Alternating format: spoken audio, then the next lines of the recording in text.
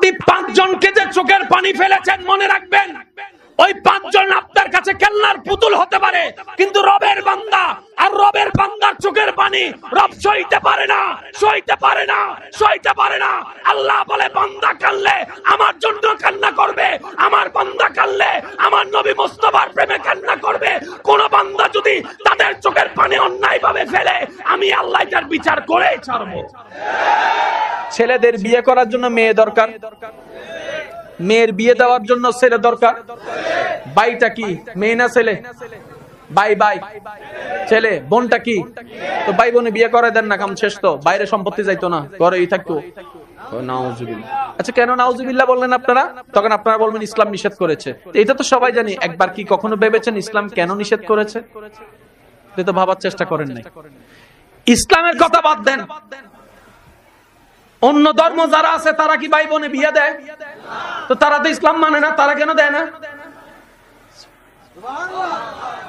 আমরা দিই না, আমাদের ইসলামে নিষেধ আছে, অন্যরা দিচ্ছে না কেন?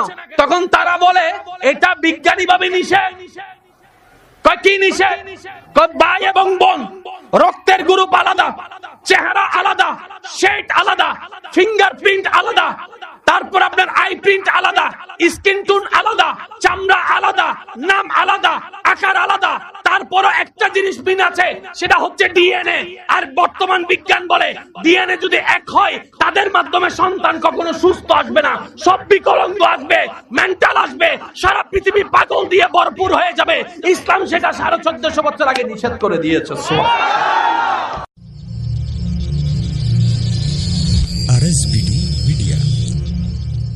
আমাদের জীবনের স্মৃতির জায়গাটা পুরাটাই দখল করে আছে, হয়তো টেনশনে, না হয় অভাবে, না হয় দুঃখে, না হয় বদনামে, না হয় গুতাগুতি, না হয় ঠেলাঠেলি, না হয় মারামারি।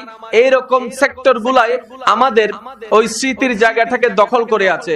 যদিও হওয়ার দরকার ছিল, জীবনে কি পেয়েছি সেই হিসাব করা দরকার ছিল, পাইনি কি সেই হিসাব করে তো আর পাওয়া হবে না। সুতরাং না পাওয়ার হিসাবটা বাদ দিয়ে পেয়েছি কি সেটা হিসাব করা দরকার ছিল। হিসাব করা দরকার ছিল আমরা অযোগ্য হওয়া সত্ত্বেও রব্বে করিম বিনা চাওয়াতে আমাদেরকে কত কিছু দান করেছেন, কত দয়া করেছেন, কত নিয়ামত করেছেন, এটা ভাবার দরকার ছিল। এটা ভেবে অন্তরকে নরম করা দরকার ছিল।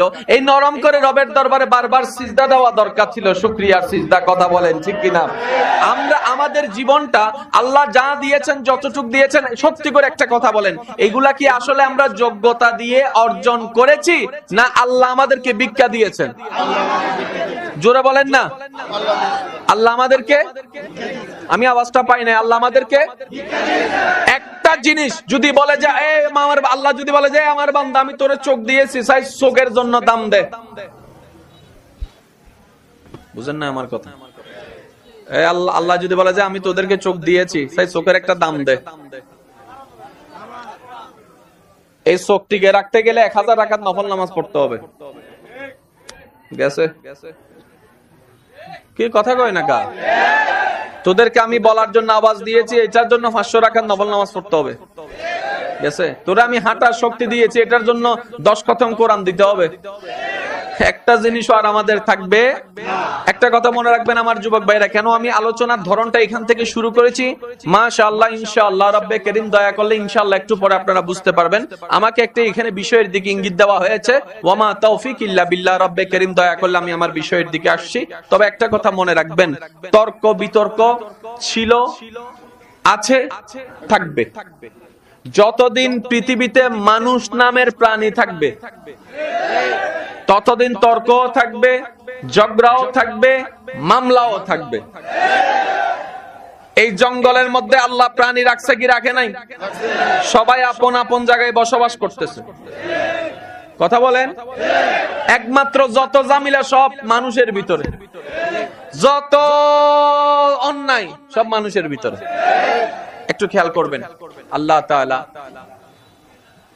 এই দুনিয়াতে আল্লাহ আমাদেরকে পাঠিয়েছেন, যেটা সেমন সত্য।